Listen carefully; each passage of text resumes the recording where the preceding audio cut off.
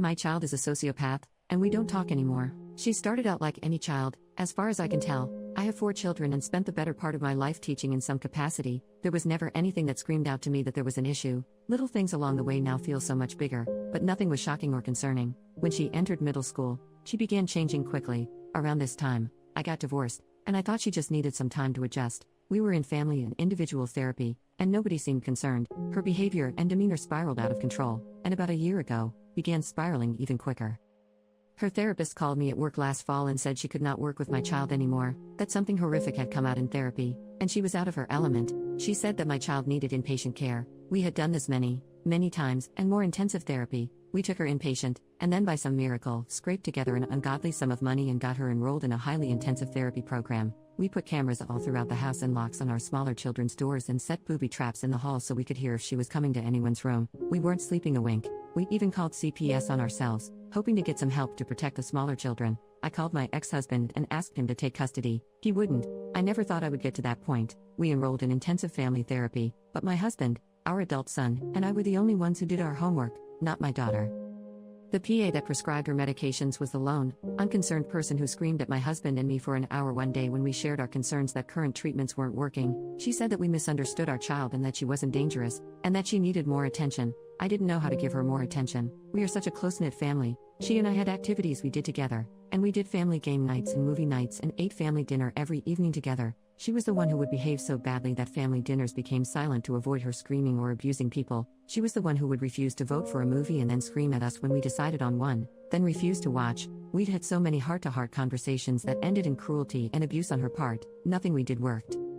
There was no more attention we could give her. She didn't want positive attention. Her boyfriend came to us and told us that she wanted a bad home life and that if she couldn't have it, she'd make it. He was angry and concerned because he truly did have a bad home life. Of course, I was plagued with self-doubt the whole time, concerned I was overreacting, and this made me feel even worse. Even though everyone else around me seemed to understand the gravity of the situation, I was naive.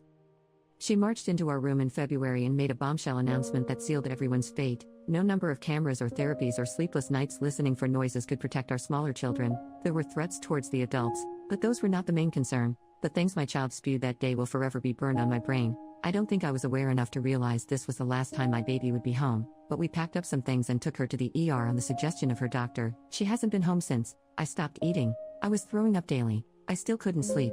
They sent her to a residential treatment center, and they emailed us some pamphlets and studies about the kind of future kids like her have. It was grim. They are victims of abuse. They are taken advantage of. They can't hold jobs, but worst of all, they are constantly victimizing others. They said she is just shy of the legal age she can be diagnosed with ASPD, but that it is surely coming, and I see it. I see it now. For the first few months, we spoke on the phone a few times a week, and every time we got off the phone, I would want to die. She was refusing meds and was violently attacking her peers in the facility. She would say horrible things to me.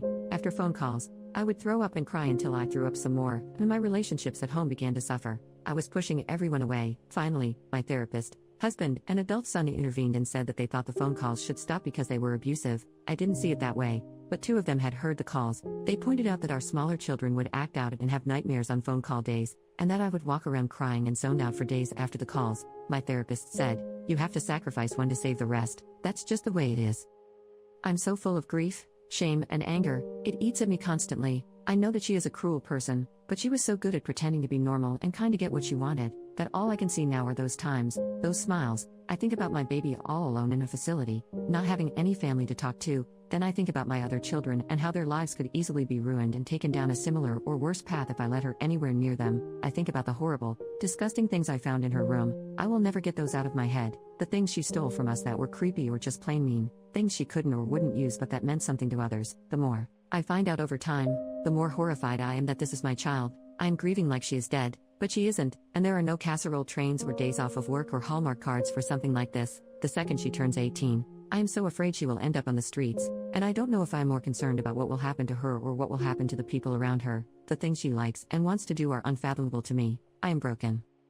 Everyone who knows, my therapist and 2 friends, tells me I have done the right thing. My smaller children don't have nightmares anymore, and our home is happy and peaceful. And once I stopped taking phone calls, my health got a little better, but I think I will always have a huge hole in my heart, and I don't think the fear and grieving will ever end. I don't really feel like I can talk to anyone about it because they all were able to be cut and dry about it. I don't know why I can't. I know everyone wants me to snap out of it, but it's just not happening. It's all been weighing on me so heavily, I had to get it out.